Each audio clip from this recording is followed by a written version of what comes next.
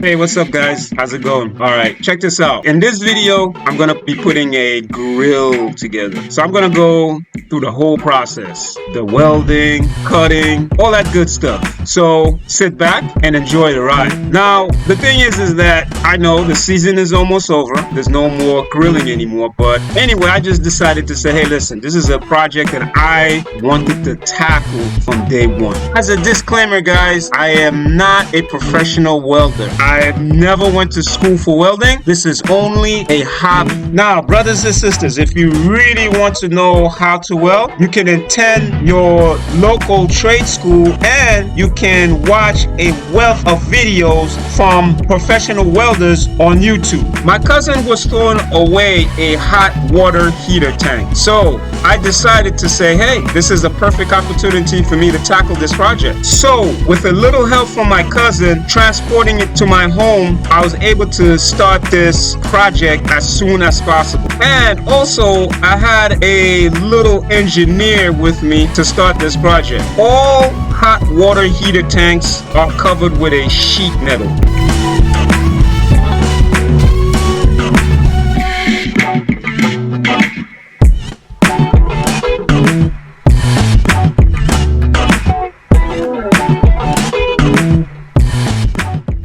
So in order to get rid of that sheet metal, I took out my T-square.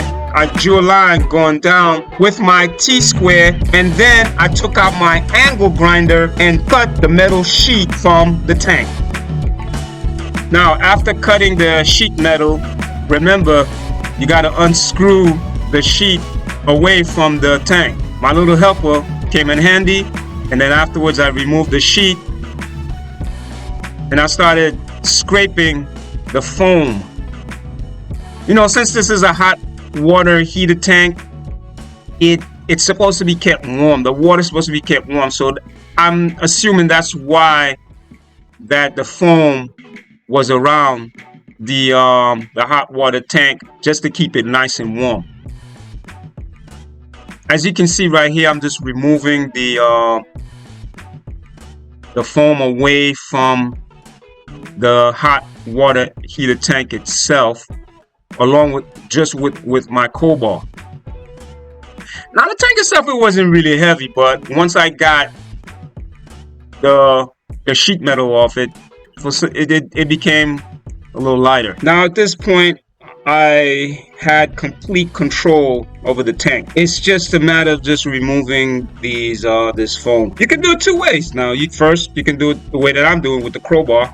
Just use the end of the crowbar and just remove it. Or you can take just an angle grinder and you can just scrape it off. Using the crowbar was a little faster.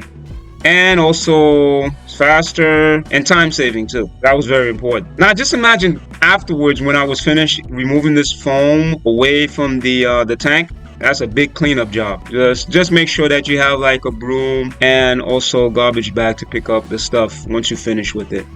This part of the project was fun, and this is part of the overall fabrication. As you can see, I removed this coil. Heater tanks have this hot anode rod that's inserted just to preserve the life of the tank itself.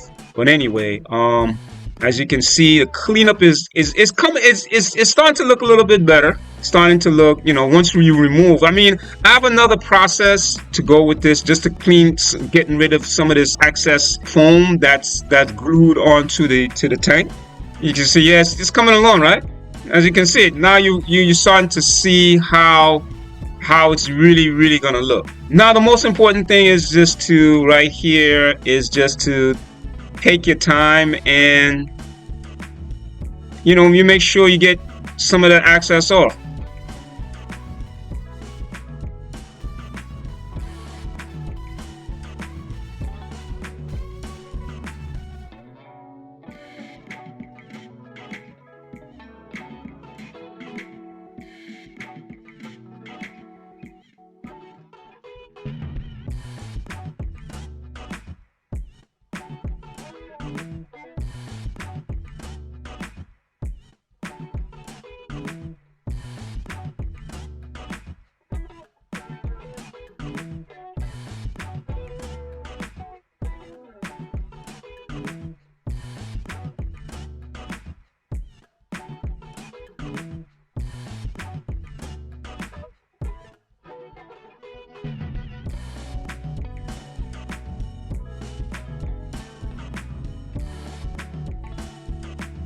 Now I took out my angle grinder. As you can see, there was a couple of pipes that was sticking out. So I took out my angle grinder and removed them. This one right here was really easy. I thought it was gonna be hard, but once you have an angle grinder, you can put a cutting wheel on that angle grinder.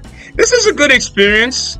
It's an excellent experience because what it is that you're learning the steps of fabrication, and this is what I'm doing right here. I'm just removing some of these pipe, the foam away from the tank itself. Anyway, brothers and sisters, please stay tuned for the next episode, how to assemble a barbecue grill from a hot water heater tank. Peace out.